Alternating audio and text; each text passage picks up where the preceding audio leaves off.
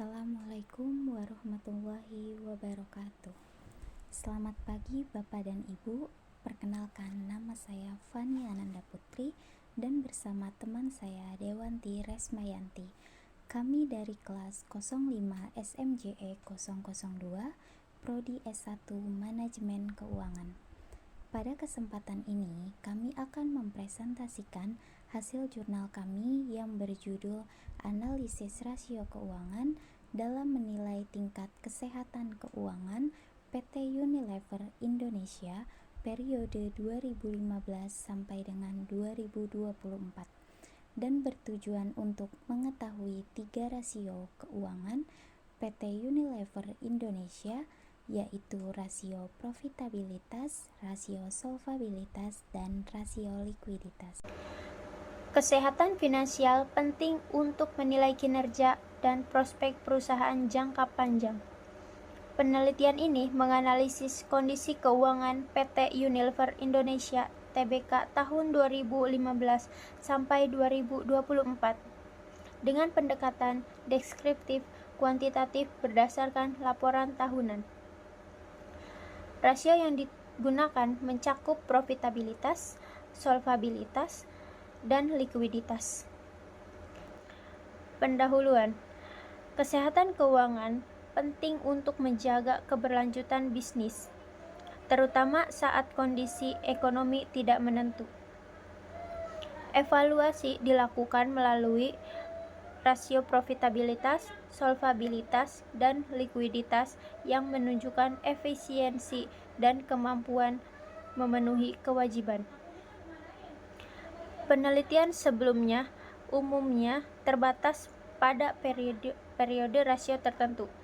PT Unilever Indonesia diketahui memiliki profitabilitas yang stabil, namun menghadapi masalah likuiditas dan utang dalam beberapa tahun terakhir.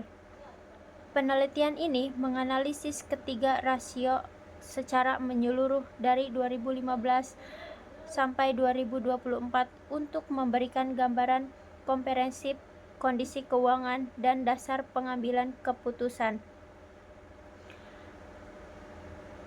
Ini membahas teori-teori yang menjadi dasar dalam analisis rasio keuangan sebagai alat untuk menilai kesehatan finansial perusahaan.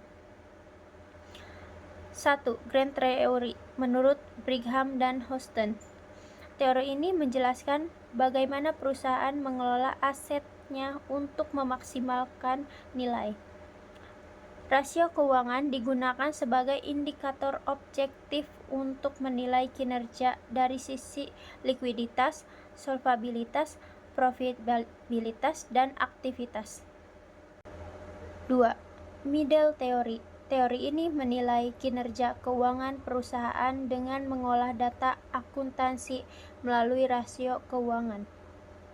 Rasio seperti current ratio, DER, debit to asset ratio, debit to equity ratio, dan total asset turnover digunakan untuk mengevaluasi likuiditas, struktur modal, profitabilitas, dan efisiensi operasional.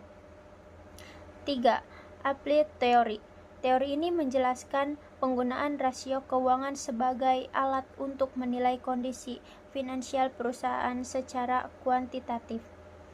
Rasio tersebut mencakup likuiditas, profitabilitas, dan solvabilitas. DER yang membantu mengevaluasi kinerja dan risiko keuangan perusahaan. 4. Hubungan antara variabel. Rasio-rasio keuangan saling berkaitan dan mempengaruhi satu sama lain. Likuiditas yang rendah dapat berdampak pada solvabilitas, terutama jika perusahaan menggandakan utang jangka pendek. Di sisi lain, profitabilitas dipengaruhi oleh efisiensi operasional dan kemampuan perusahaan dalam mengelola aset serta kewajiban. Metode yang kami gunakan pada jurnal ini yaitu berupa pendekatan kuantitatif dengan metode deskriptif untuk menganalisis kesehatan keuangan PT Unilever Indonesia melalui rasio profitabilitas, solvabilitas, dan likuiditas. Data yang digunakan berupa laporan keuangan tahunan periode 2015 sampai dengan 2024 yang diperoleh dari situs resmi BEI atau Bursa Efek Indonesia dan situs resmi milik perusahaan. Proses ini dimulai dengan pengumpulan data sekunder yang telah diaudit, dilanjutkan dengan perhitungan rasio menggunakan rumus standar keuangan, dan analisis ini dilakukan secara manual dengan bantuan Microsoft Excel untuk mempermudah visualisasi dan identifikasi tren keuangan dari hasil dan pembahasan pada jurnal ini yaitu hasil penelitian ini menunjukkan bahwa selama periode 2015 sampai dengan 2024 PT Unilever Indonesia mengalami fluktuasi pada rasio profitabilitas, solvabilitas, dan likuiditas. Adapun tabel 1.1 ini menunjukkan pergerakan rasio keuangan tersebut selama periode penelitian dan disertakan pada gambar 2.1 yaitu grafik rasio keuangan PT Unilever Indonesia periode 2015 sampai dengan 2024. Dan pada gambar 2.2 yaitu diagram rasio keuangan PT Unilever Indonesia periode 2015 sampai dengan 2024.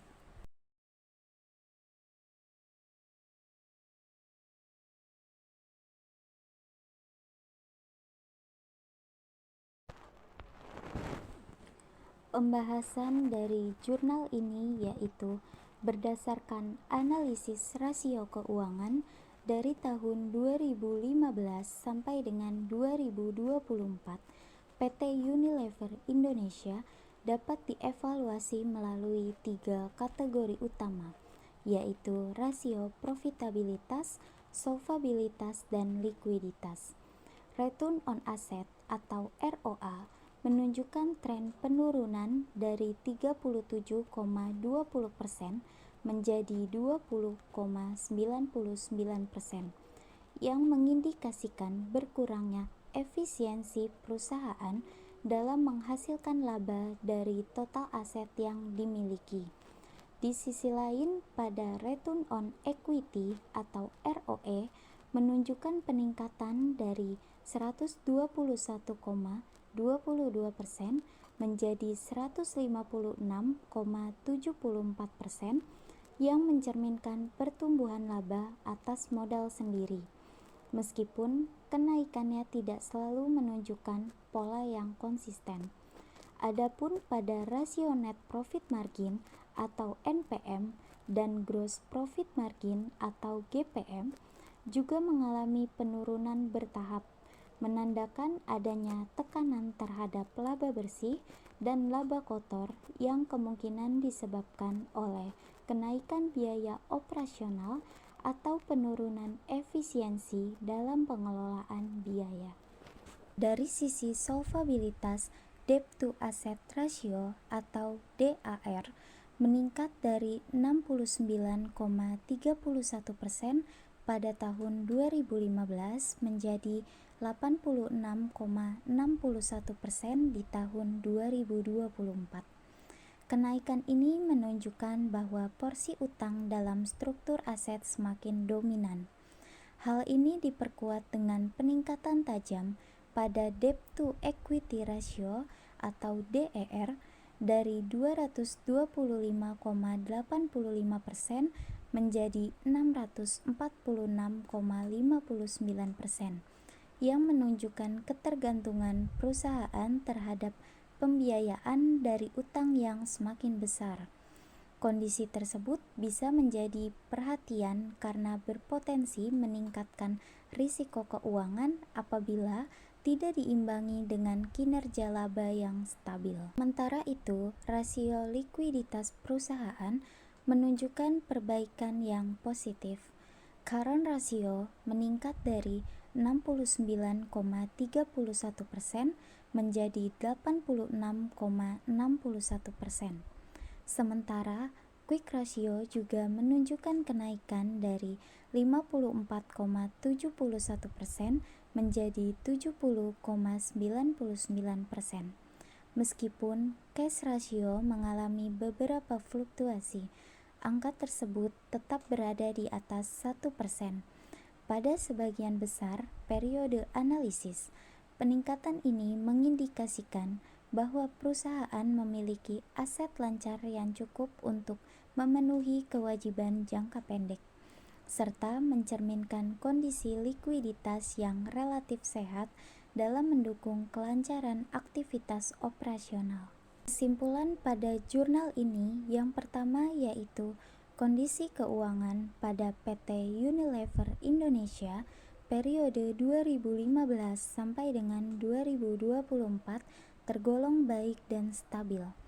Yang kedua yaitu pada rasio profitabilitas ROA, ROE, NPM, dan GPM menunjukkan tren yang positif, mencerminkan efisiensi dan kinerja laba yang meningkat.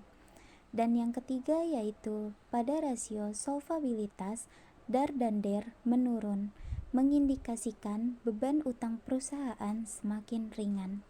Yang keempat yaitu pada rasio likuiditas, current ratio, quick ratio, dan cash ratio tetap terjaga, menunjukkan kemampuan perusahaan memenuhi kewajiban jangka pendek.